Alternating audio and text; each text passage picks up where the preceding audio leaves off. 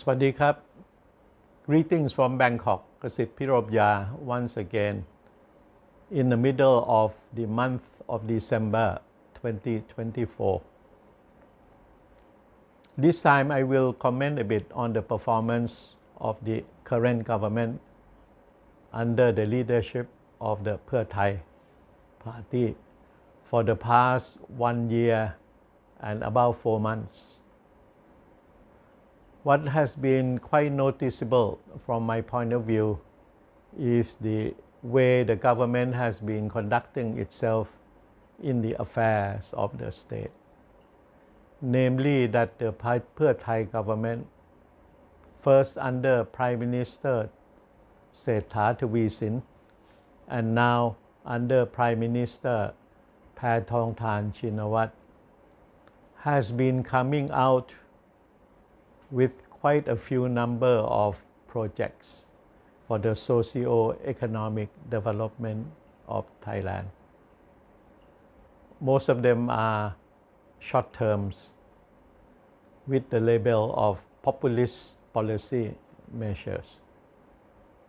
Then there are some projects about the mid-term or long-term development of Thailand. For example, the land bridge linking the Andaman Sea to the Gulf of Thailand, or the entertainment complex in the middle of the city of Bangkok, with the objective of having a couple of hotels, a casino, and shopping malls and centers and all of that and so on. And the latest, a few days ago, the government has come out with 2 proposed projects, namely the expansion of dual tracks railway system of Thailand for the whole country to the tune of about almost 2,000 kilometers in length. And the other project is about public housing for the younger population and so on, in order to ensure that every Thai citizen will own a habitat, a condominium, an apartment, a townhouse, or even a small house and so on. Well and good, but what has always been missing all along is the details. Or in other words, the devil is in the details.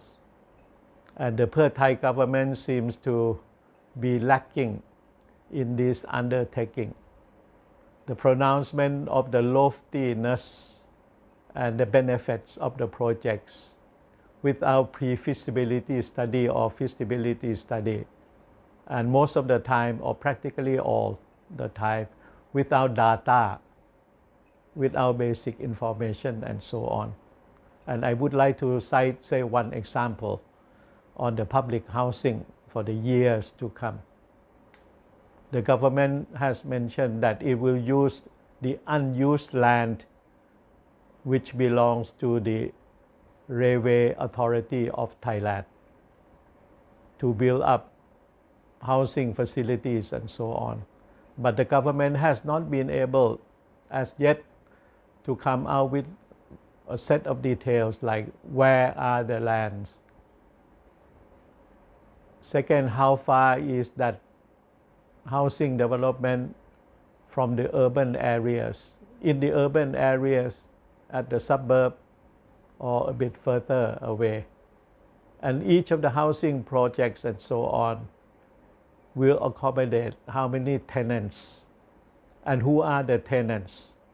Are there people living in the area? But is in that particular area there are people to fill in the housing project and so on. And why is it that the ownership could last 99 years? Because most of our life we do not live up to the age of 99. Maybe each one of us could utilize the housing offered by the government up to 30 years. What would happen? Would that particular housing accommodation be passed on to the children, and in what manner, and could it be sublet in order to earn some supplement income and so on. All of this is not at all clear. The other point that I would like to raise is about the dual tracks for the railway system of the whole Kingdom of Thailand. The government has not been able to indicate how the land would be acquired in order to build the dual tracks. What would be the cost? How many of the displacement of the people in the designated area? And whether there is figures or data about the possible load factor, how much of the cargoes, how much of the passengers expected in a given year, what would be the return on the investment, and so on. So all of this is a reflection that the government loves to come out with the names of various projects and so on, which they all sound good, conducive, inducing to the ears and the eyes and so on. But there is a remarkable lack of detail. And I don't want the government to keep on repeating the same mistake, like the digital wallet scheme, which has been going on for a year and almost and a half already. There are constant changes of the direction, the targets of the people, and the way of carrying out this digital wallet scheme. It is a reflection that the government has not been preparing itself prior to the launching of the project. It is a remarkable lack of competency and sense of purpose and so on. So the digital wallet is a failure in the making, in a sense, and should not, this type of the way of doing things without adequate preparation should not be the name of the game on the part of the government again. It has to overcome all of these shortcomings and discrepancies and so on, and prepare itself much better than this. This is part of transparency, accountability, and good governance. Thank you very much. ขอบคุณมากครับ